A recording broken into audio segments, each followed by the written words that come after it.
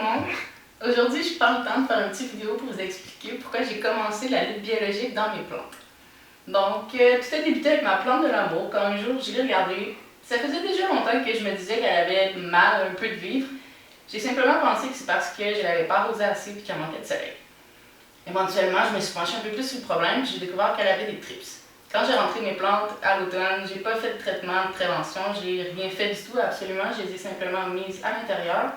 Puis dans mon bureau, j'avais aussi un plan de ciboulette. Donc les thrips adorent les ciboulettes. Quand je me suis rendu compte de l'infestation, c'est déjà un niveau assez avancé. Donc pour la prise en charge, on ne peut pas introduire des prédateurs si on n'a pas avant ça, fait déjà un petit ménage, un petit traitement. Donc j'ai jeté la ciboulette. La plupart de mes plantes qui étaient dues pour être rempotées, je les ai rempotées, donc j'ai changé la terre. Il y en a certaines même que j'ai pris soin de tremper dans de l'huile horticole diluée pour être sûr de tuer le plus de thrips possible.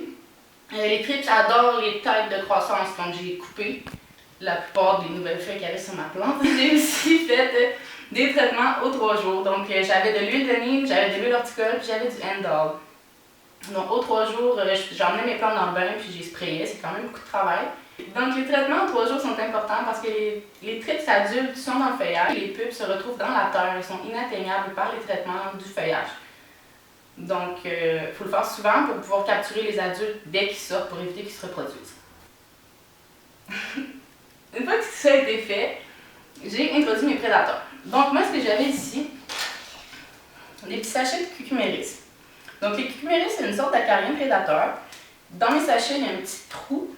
Donc les cucuméris sortent par là, puis on les dépose là, tout simplement comme ça, dans le feuillage pour que le petit trou soit près des feuilles, près de la tige, pour que les insectes, les acariens peuvent sortir et aller se promener pour chasser dans notre plante. Puis j'avais également commandé des Stratiolaps. Donc les Stratios, quand je les reçois, moi je les sépare dans des petits pots comme ça. C'était 150 ml par petit pot. L'important, on commence, on les brasse doucement, on les roule pour les brasser. Ensuite de ça, par pot de 10 pouces environ, on met une cuillère à... Donc je prends mes cuillères de cuisine parce qu'il n'y a pas de risque, c'est pas dangereux. Et on fait simplement comme ça, on les met sur la terre. Les Stratios, eux autres, ils peuvent s'installer relativement bien dans les bonnes conditions, donc on n'est pas obligé d'en réintroduire aussi souvent que les cucuméris. Par exemple, étant donné que chez nous c'est super sec, puis que le chauffage il marche beaucoup, je vais quand même prendre la chance d'en remettre d'autres pour être sûr que mes traitements soient efficaces. Les petits sachets de cucuméris, eux, sont bons pour 6 à 8 semaines, donc après ça, il faut les changer. Donc pour les cucuméris, il y en a qui viennent en vrac, puis il y en a qui viennent en sachet.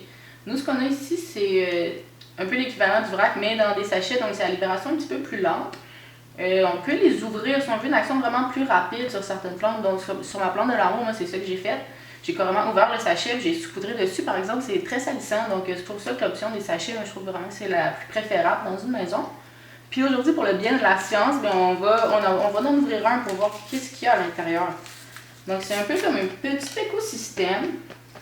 On retrouve du son, on a des mythes du son qui mangent le son, puis on a les cucuméris qui mangent les mythes du son. Donc,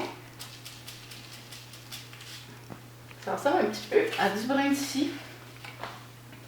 Pour la deuxième partie de la capsule, étant donné que ce matin, j'ai découvert qu'il y avait des tétraniques dans mon croton, parce que les crotons sont très susceptibles d'avoir des tétraniques. Cependant, le mien, il était en fleurs, donc j'avais Dieu que pour sa fleur. J'avais pas déjà remarqué qu'il était infesté. J'ai découvert ça ce matin. J'ai découvert parce que en dessous des feuilles, on peut voir qu'il y a des mini toiles style araignée. Avec dedans, moi j'ai pas trouvé les adultes, mais par exemple, il y avait des œufs puis il y avait des mues. Donc les œufs, ils ressemblent à des minuscules gouttelettes d'eau translucides. Les mues, quant à elles, ils étaient blanches également, mais il y avait comme des petites pattes. Au bout, j'ai remarqué ça avec une petite loupe D6 simplement. Donc, on va faire la prise en charge, puis je vais le faire avec vous pour vous montrer un peu mon plan d'attaque pour me débarrasser des tétraniques dans mon croton. Donc, en premier, j'ai ici une petite débarbouillette humide. Donc, je vais simplement aller essuyer toutes les feuilles une à une pour commencer très très délicatement pour ne pas les briser. En même temps, ça va faire du bien parce qu'il était un petit peu sale.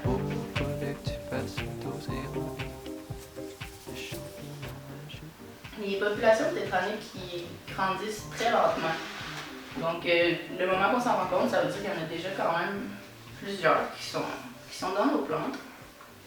L'avantage, par contre, c'est qu'ils ne se déplacent pas, à moins qu'il y ait un moyen de locomotion, donc peut-être un humain ou un animal.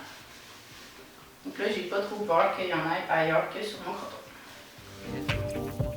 La symphonie du vivant. Si tu vois plus rien de beau, fallait que tu fasses une dose héroïque. Le champignon magique est en danser avec nous. Plus haut, toujours plus haut. Donc ça, bien évidemment, c'est pas une technique qui est applicable pour toutes les sortes de plantes, j'en consens. Par contre, pour mon croton, c'était très efficace parce que les feuilles sont robustes et sont peu nombreuses. Pour la deuxième étape de mon traitement, j'utilise un pulvérisateur ici. J'ai rempli déjà de 1 litre d'eau, ce à quoi je vais ajouter 10 ml d'huile horticole. Si tu vois plus rien de beau, fallait que tu fasses une dose héroïque.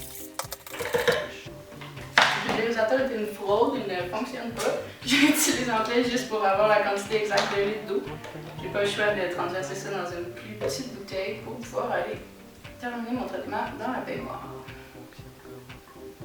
Une fraude! Et les couleurs de ce firmament, toute cette matière qui est en mouvement, la symphonie du vivant. Donc, à l'exception du frottage de feuilles, je vais répéter les opérations de traitement à l'huile quelques fois par semaine jusqu'à temps que j'introduise des persimilis. Donc, les persimilis, c'est des mini-acariens rouges. Ils sont extrêmement rapides, ils sont très très mignons à regarder aller. Donc, quand la prochaine commande, je vais m'en commander pour pouvoir traiter définitivement ma plante. Puis d'ici là, je vais la sprayer avec de l'eau, simplement de l'eau. Ça ralentit les acariens, puis c'est une habitude que je vais garder quand les persimilis vont être introduits parce qu'eux, ils aiment un certain degré d'humidité. Donc, si vous avez quelconque question, si vous êtes intéressé, juste à m'envoyer un message. Merci. Fallait que tu fasses une dose héroïque. Le champignon